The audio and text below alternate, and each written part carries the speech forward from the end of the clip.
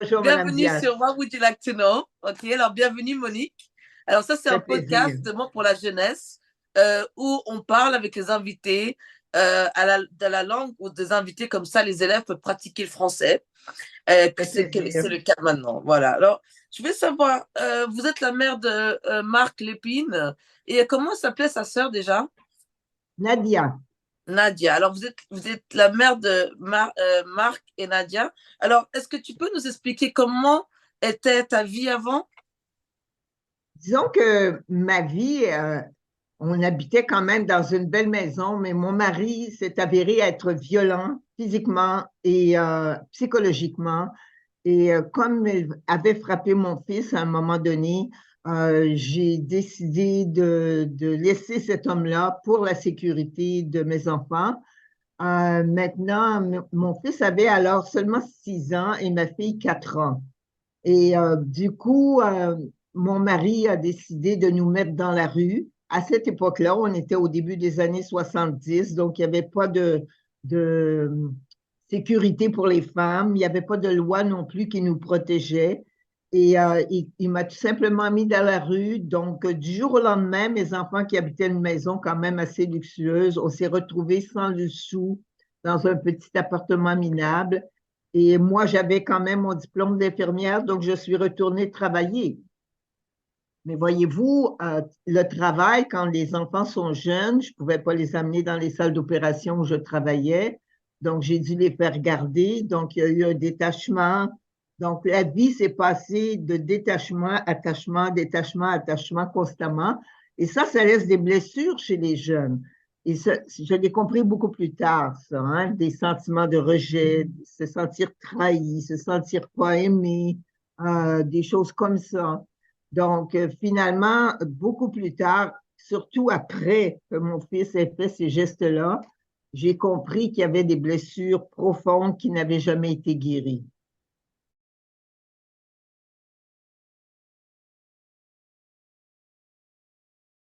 Et Ouais. alors, quelle était votre relation avec Marc?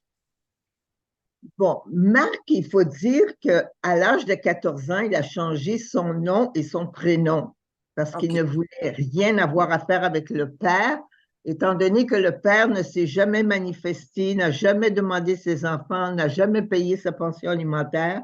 Donc, on n'a jamais eu de contact avec lui par la suite. Alors, au début, mon fils ne s'appelait pas Marc Lépine, il s'appelait Gamil Garbi. Mhm. Et la relation avec Gamil Garbi, par contre, j'avais une relation très chaleureuse. C'est sûr qu'il était tout petit. Il était attachant, très serviable, très joyeux comme petit enfant, très responsable aussi, peut-être un peu trop. À l'âge de 14 ans, il a changé son nom, mais changé aussi sa personnalité.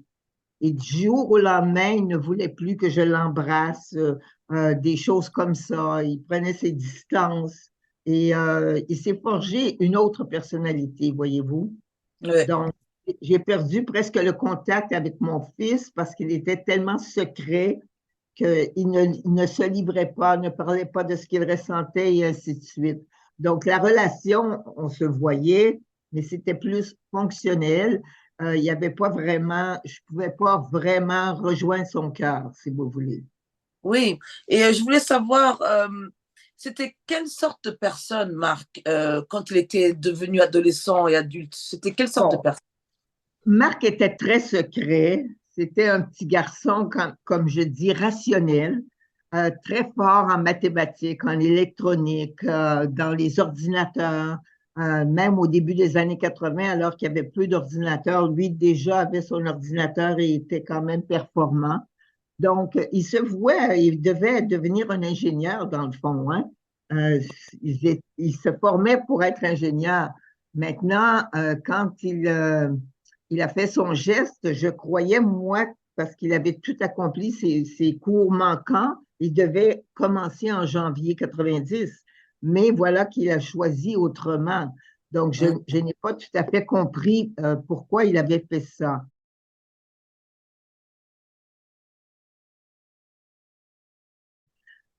C'est certain que c'est un petit garçon serviable aussi, très serviable, très responsable. très, très responsable, ordonné, systématique. Alors, le genre de garçon qui fonctionne avec sa tête et non pas avec son cœur, tu vois. Oui, oui. Et pourquoi, à votre avis, Marc était misogyne ou pourquoi il était si en colère? Pourquoi? Bon, pour moi, le mot misogyne, c'est une perception que vous avez là.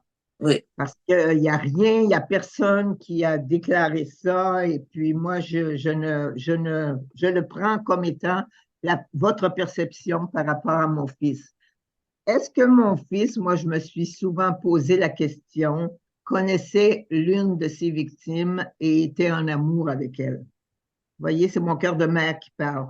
Et je le crois parce que je connais certaines des personnes qui ont été tuées par mon fils et je connaissais les liens de rapprochement parce que j'avais moi-même un employeur du même nom et je pense qu'il en connaissait une. D'accord. Est-ce qu'elle l'aurait rejeté et qu'il aurait décidé? Tout ce que je peux vous dire à ce sujet-là, ce ne sont que des hypothèses. Il n'y a rien de prouvé. Euh, Par exemple, est-ce que mon fils aurait pu avoir une psychose? À l'âge de 25 ans, beaucoup de jeunes garçons vont se dissocier de la réalité et vont faire des psychoses, ne se rappellent même pas ce qu'ils ont fait le lendemain. J'en ai vu beaucoup dans les prisons. Mon fils était beaucoup dans les ordinateurs, dans les jeux vidéo. Alors, à un moment donné, entre le virtuel et le réel, tu peux perdre la carte à un moment donné. Est-ce que Mhm. ce serait ça qui se soit passé? Je ne sais pas. Autre point, je pense, moi, qu'il était carrément en dissociation. Ceci pour le caractère plus ce que les gens disent, là, parce qu'ils n'ont pas trouvé personne pourquoi il a fait ça. Puis moi-même, je pense qu'il est mort avec ses secrets. Par contre, la colère. Vous savez, la colère a une racine, hein? La racine de la colère, c'est l'amertume. C'est quoi l'amertume? C'est que tu es désappointé, tu as des frustrations, des déceptions. Pourquoi? Parce que quelqu'un t'a fait quelque chose ou t'a dit quelque chose qui t'a blessé. À ce moment-là, tout de suite entre en toi l'amertume. Maintenant, qu'est-ce que tu fais avec cette amertume-là? Est-ce que tu vas la nourrir pour avoir des désirs de vengeance? Si tu fais ça, qu'est-ce qui va se passer? C'est que tu vas être en colère, un peu comme on voit aujourd'hui avec toute la guerre en Palestine et en Israël. Les mouvements de colère sont terribles dans tous les pays du monde pour les deux parties. Donc, ils se nourrissent d'amertume. Quand tu nourris l'amertume, tu as de la colère, tu vas tu vas avoir des éclats de voix, tu vas avoir de la haine, de la haine. Et puis quand tu as de la haine, ma chère, le meurtre est pas loin. Comprends-tu? Alors, c'est comme une escalade ascendante quand tu ne règles pas l'amertume. Donc, qu'est-ce qu'il faut faire quand tu as de l'amertume? On est tous des êtres humains parfaits sur cette terre. Personne n'est mieux qu'un autre, même Mhm. s'il y en a qui pensent meilleur que d'autres, personne n'est mieux qu'un autre.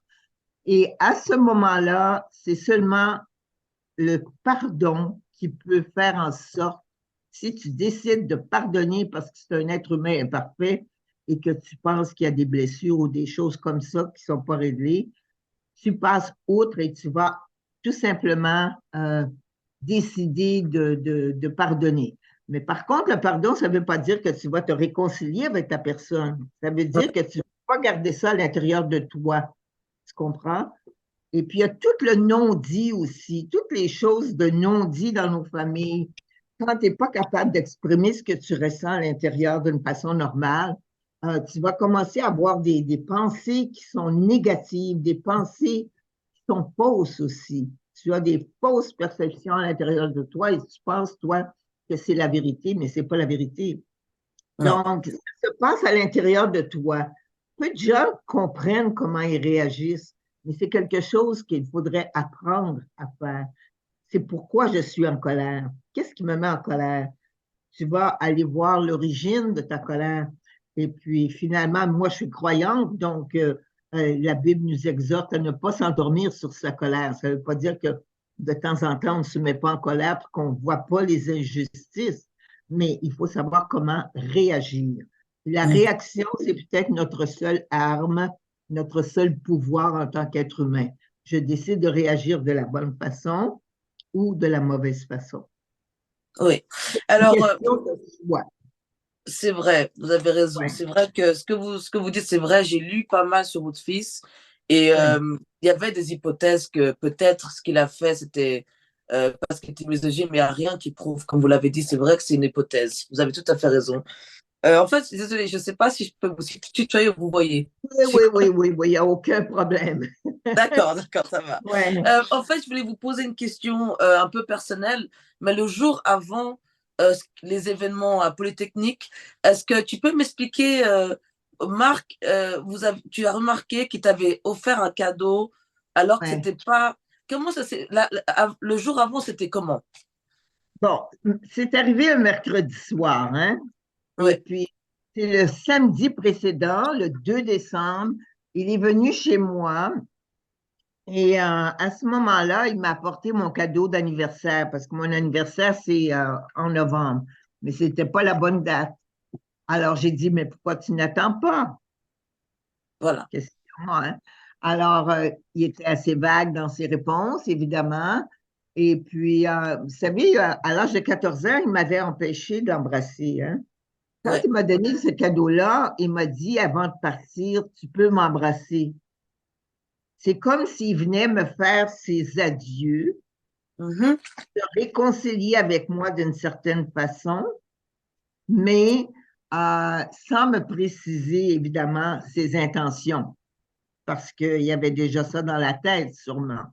Alors, moi, j'ai trouvé bizarre, mais j'étais incapable de décoder à ce moment-là. Je l'ai décodé après les meurtres. Mais au moment où ça s'est passé, parce que des fois, mon fils faisait des choses assez différentes des autres.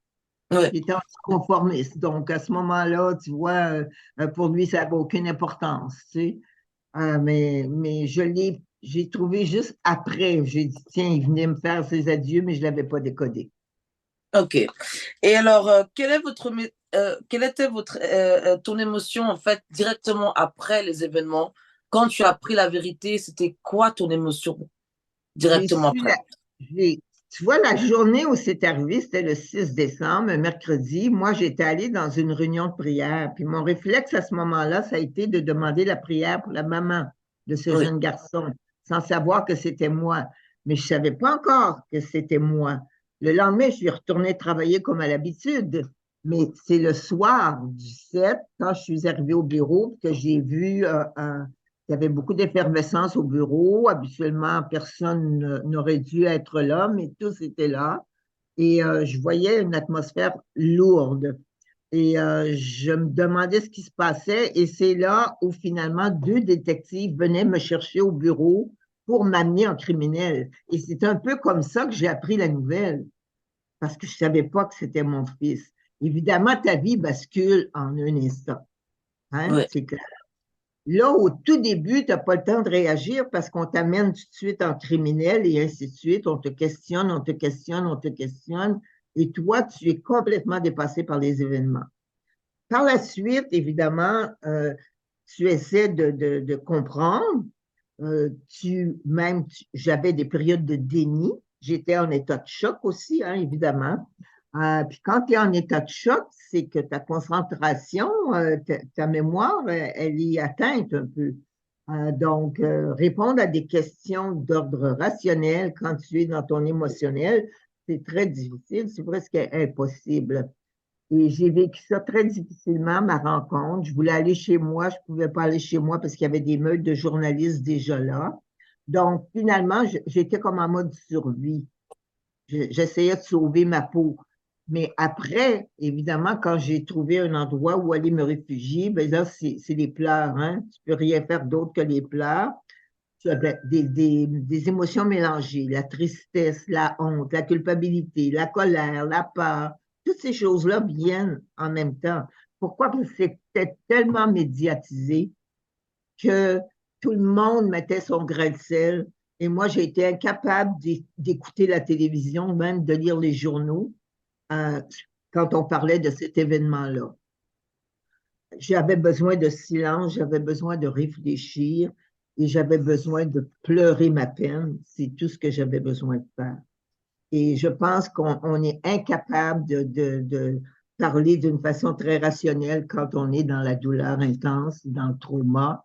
Et puis, c'est pratiquement un peu ridicule d'amener les gens à la télévision quand ils sont dans les instants qui suivent un drame. Parce que qu'est-ce que tu peux dire sauf j'ai mal, tu vois? Oui, bien sûr. Ça m'a pris 17 ans parce que j'ai gardé le silence au niveau de l'événement, au niveau émotionnel pendant 17 ans. Parce qu'il fallait que j'aille travailler. Je ne pouvais pas parler de ça. Je ne pouvais pas dire qui j'étais. Je cachais mon identité pour être en mesure de travailler et de payer mon loyer finalement. J'avais ma fille aussi que j'essayais de protéger. On peut en parler peut-être un peu, là. Ma fille avait quand même, elle n'a pas été capable de surmonter ce drame-là, hein. Elle n'avait pas le même nom que son frère. Elle avait gardé le nom de son père. Donc, quand elle était au collège, on n'entendait parler que de cet événement-là. Elle n'a pas levé sa main pour dire c'est mon frère, hein. Donc, elle avait toutes les mêmes émotions que moi. Et elle, au lieu de s'en remettre son créateur, a préféré prendre de la drogue. Malheureusement, la drogue l'a emportée. Elle est décédée d'une overdose de cocaïne 7 ans après l'événement polytechnique. Donc, j'ai perdu mes 2 enfants finalement. Votre fille, ça l'a beaucoup affectée ou elle avait déjà ses problèmes personnels? Mais est-ce que tu crois que ça a aussi fait en sorte elle est vraiment tombée dans la dépression un peu à cause de tout ça? Les deux avaient leurs problèmes personnels qui n'avaient pas été réglés, mais à l'époque, on parlait très peu des émotions, hein, puis de la guérison des émotions. On donnait quoi? On donnait un gîte, des valeurs matérielles, mais c'est rare qu'on s'intéressait à ce que l'enfant vivait à l'intérieur de lui-même. En tout cas, j'espère qu'aujourd'hui, on le fait davantage. Alors, ma fille, évidemment, avait ses problèmes. Elle a préféré prendre sa drogue pour se geler, pour ne pas faire face à la réalité. Maintenant, c'est sûr qu'elle n'était pas toujours agréable avec son frère, hein. Il y avait un peu de jalousie entre les deux. Donc, qu'est-ce qui se passait? C'est que des fois, elle était très verbale à son égard et puis c'était pas des paroles douces qu'elle lui disait. Donc, ça, évidemment, ça a dû la ronger à l'intérieur d'elle-même. C'est certain qu'à un moment donné, elle me dit qu'elle aimait son frère, mais tu sais, c'était pas démontré nécessairement de la bonne façon au moment où ça se passait. Donc, c'est sûr qu'elle a eu beaucoup de difficultés à vivre avec ça. Et puis, elle s'en est pas sortie finalement. Mais tu sais, pour être capable de s'en sortir, il faut que tu veuilles. Tu as des problèmes de dépendance que tu ne veux pas t'en sortir, tu vas probablement aller vers la déchéance. Mais si tu décides que non, je me lève, je vais vivre, je prends des décisions en conséquence, alors à ce moment-là, tu peux avoir une guérison. Parce qu'il faut d'abord reconnaître ton problème Oui, pour pouvoir agir dessus, hein? oui, Alors, tout à fait. c'est ça, oui.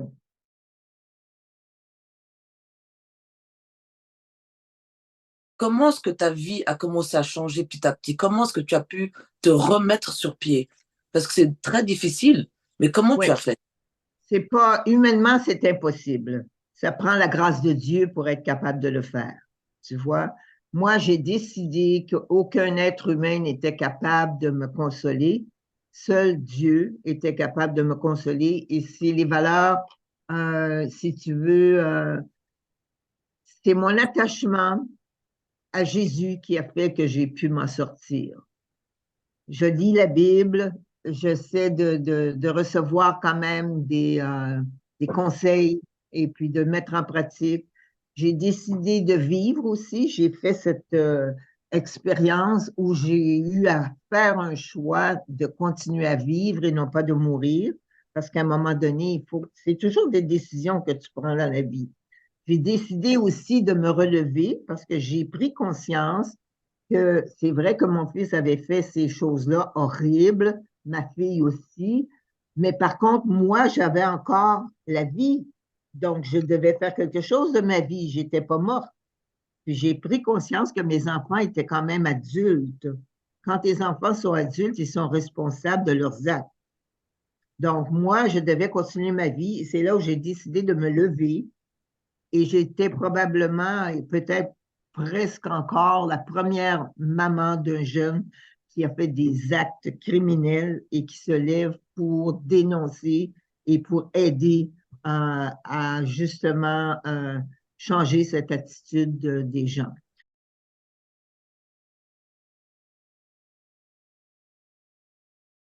Cas, ça fait vraiment plaisir de finalement parler avec toi.